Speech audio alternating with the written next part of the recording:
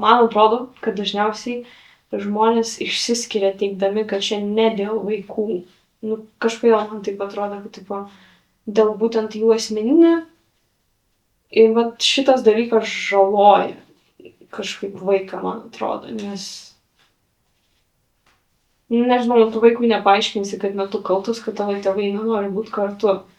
Nu, kažkiek laiko galbūt jis supras, bet jis jau bus išgyvenęs tam tikrus dalykus. Nu, žodžiu, čia irgi labai individualu. Bet geriausias atvejis, man atrodo, kai būtent išsiskiria dėl vaikų. Bet čia irgi slidu, tiesiog turi sąmoningai įsivertinti, jeigu tu matai, kad, pavyzdžiui, tavo vaikai kenčia, kai tu ten kasdien pykstis, tipo. Ir jūs tada išsiskiriat. Vat čia yra, man atrodo, visai teisinga, nes jeigu jūs ir toliau augtų toj pačioj aplinkoje, tipo, kur tėvai vieną dieną sako, kad myliu vienas kito, kitą dieną sako, kad nekenčia vienas kito, nu, tai čia yra nesveikas